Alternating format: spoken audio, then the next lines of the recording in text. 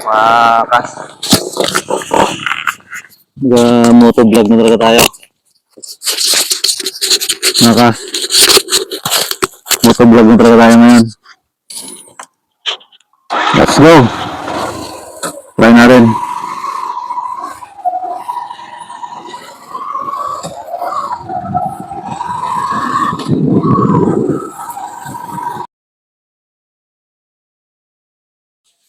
Yan ang araw mga kas. Ngayon pala ay unboxing natin tong bagong dating mula sa Shopee. Magagamit natin to sa ating mga rides. Okay, tara na. Unboxing na tayo. Wow. Ano to mga kas eh? Cellphone holder. Yan. Wow. Yes. Okay. Ito na mga kas. Hot speed. Baka naman. Ito na siya mga kas. Ito yung nilalagay sa tornilyo ng side mirror. Tapos nakaganyan siya. Yan. Okay mga kas. Ayos. Tama ang dumating. Ayan mga kas. Ikakabit na natin tong cellphone holder sa ating motosiklo. Kailangan natin tong mga tools. Tara, kabitan natin. Para meron tayong cellphone holder sa motosiklo kapag nag-rides. Sige, nood lang kayo dyan.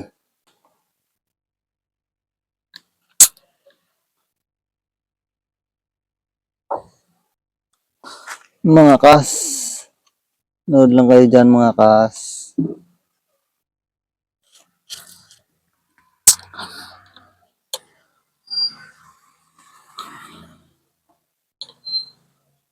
Yan.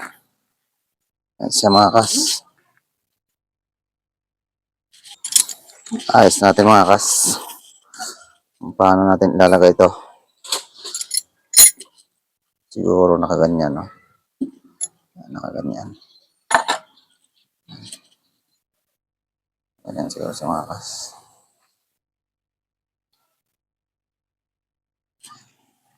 Pampaporma lang naman ito mga kas eh.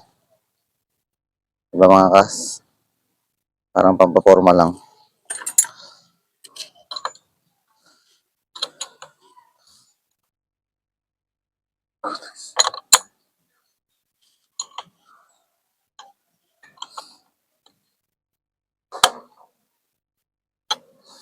Ito na, ilagay natin mga kas.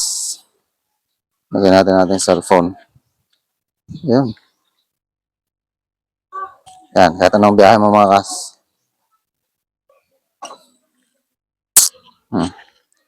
Diba na? Pwede na magbiyahe mga kas. Sige. Video na pala natin. Ito na pala mga kas yung ating cellphone holder.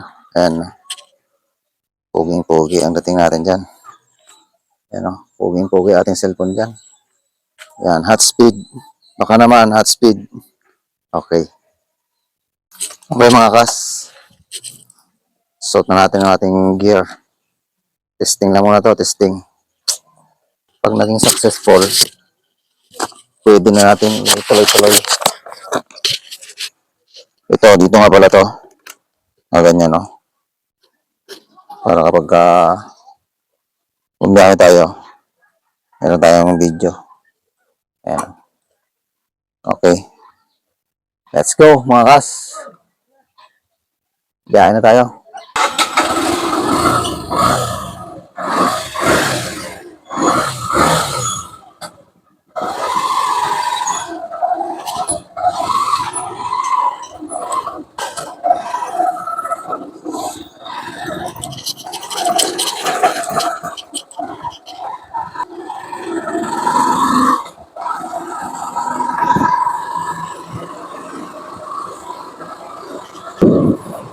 Matagal ko nang gustong mag-vlog mga kas.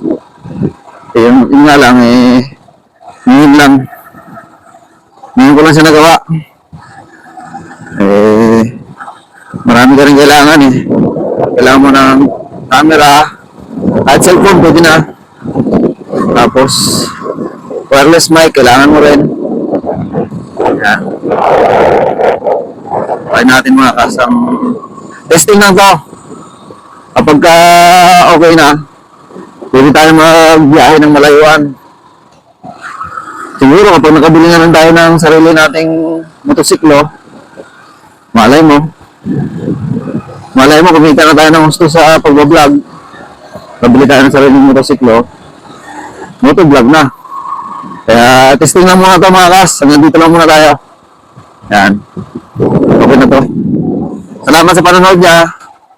Follow, subscribe.